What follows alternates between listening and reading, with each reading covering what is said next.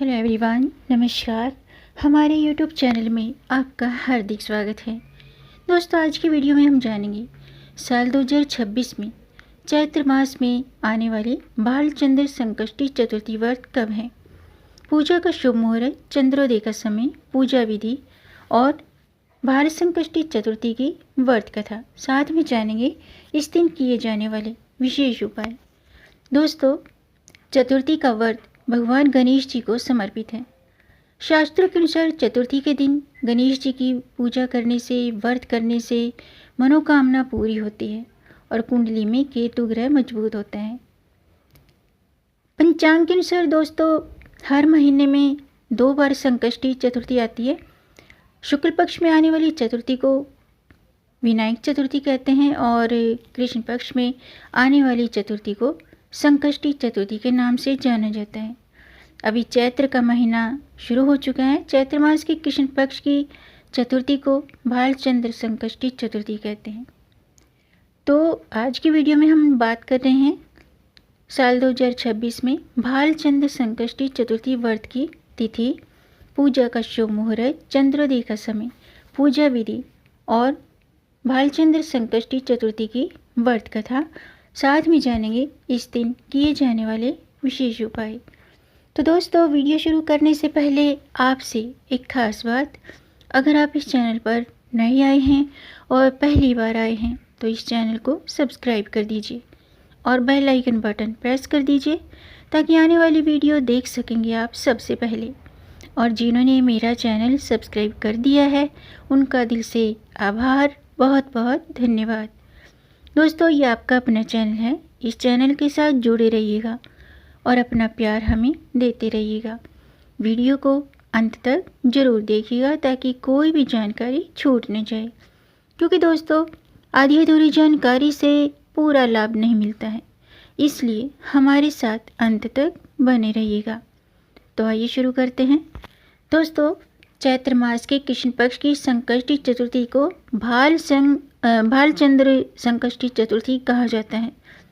इस दिन भगवान गणेश जी की पूजा करने से, व्रत करने से तमाम बाधाएं और कष्ट दूर हो जाते हैं और सुख समृद्धि, धन संपदा की प्राप्ति होती है।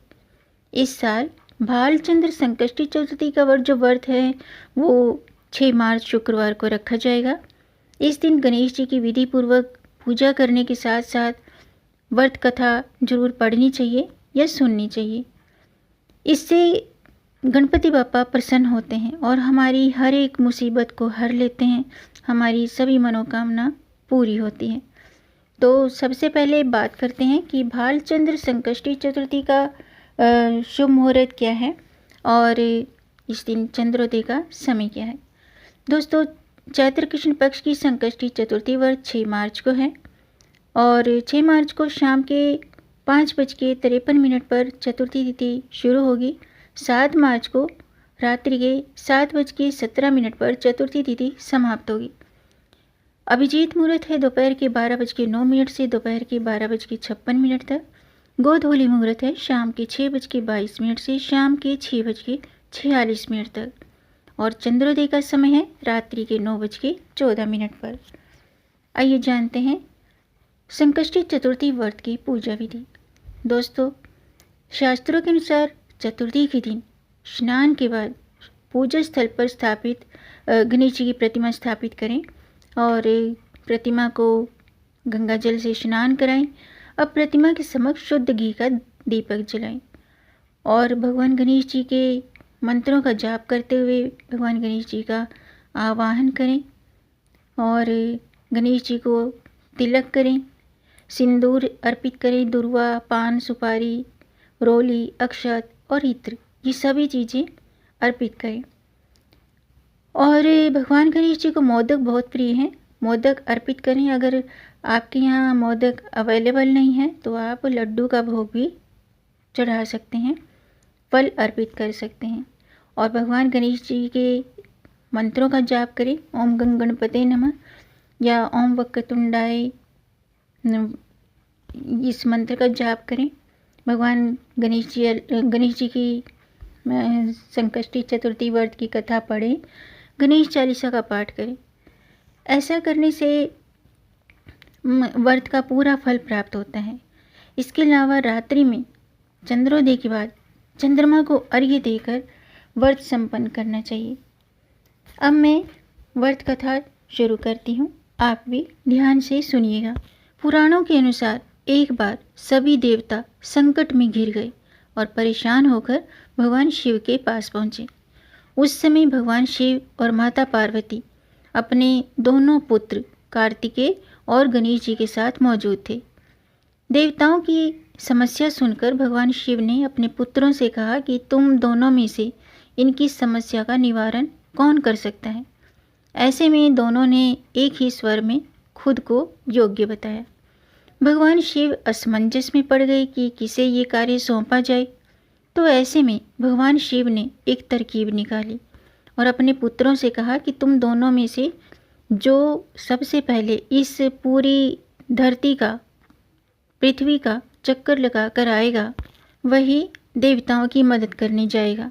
शिवजी की बात सुनते ही कार्तिकेय अपने वाहन मोर पर बैठकर निकल गए, लेकिन गणेश जी सोचने लगे कि मूषक पर बैठकर वे कैसे इतनी जल्दी धरती की परिक्रमा कर पाएंगे। बहुत सोच विचार करने के बाद वे अपने स्थान से उठे और अपने माता पिता की 7 बार परिक्रमा करके अपने स्थान पर वापस बैठ गए और कार्तिकेय जी के आने का इंतजार करने लगे। भगवान शिव ने गणेश जी की परिक्रमा न करने का कारण पूछा तो उन्होंने कहा कि माता पिता के चरणों में ही समस्त लोक हैं। उनके इस जवाब से भगवान शिव जी प्रसन्न हो गए और उन्हें देवता की मदद करने का कार्यभार सौंपा। साथ ही ये भी कहा कि हर चतुर्थी के दिन जो मनुष्य तुम्हारी पूजा करेंगे, उपासना करेंगे, तो उसके सभी कष्टों का निवारण हो जाएगा। कहते हैं कि गणेश चतुर्थी के दिन इस व्रत कथा को पढ़ने से या सुनने मात्र से भी कष्टों का नाश हो जाता है।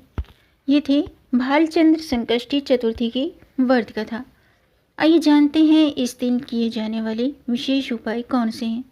दोस्तों, यदि आपकी कुंडली में केतु जनित कोई भी दोष है या आपके कार्यों में बार बार बाधाएं आ रही हैं या आपको धन प्राप्ति में बाधा पड़ रही है, तो आप ये उपाय ज़रूर करें। अगर आप व्रत रखते हैं तो बहुत ही अच्छा है। अगर आप व्रत नहीं रख सकते हैं तो ये उपाय, ये काम ज़रूर करें। करना क्या है कि आज के दिन गणेश जी के सामने 11 दीपक जलाएं और गणेश अथर्वशीर्ष का पाठ करें। ऐसा करना लाभकारी होता है। इसके अलावा दोस्तों, इस दिन गणेश जी को गुड़ और पान का पत्ता अर्पित करना चाहिए।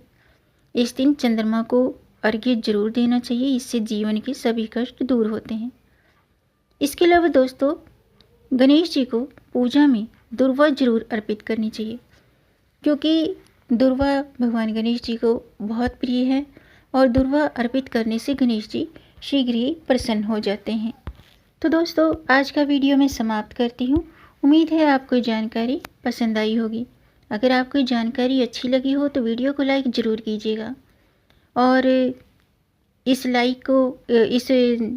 जानकारी को आगे बढ़ाकर अपनी फैमिली में, अपने फ्रेंड्स में ज़्यादा से ज़्यादा शेयर भी कर दीजिए, ताकि औरों को भी इससे लाभ प्राप्त हो।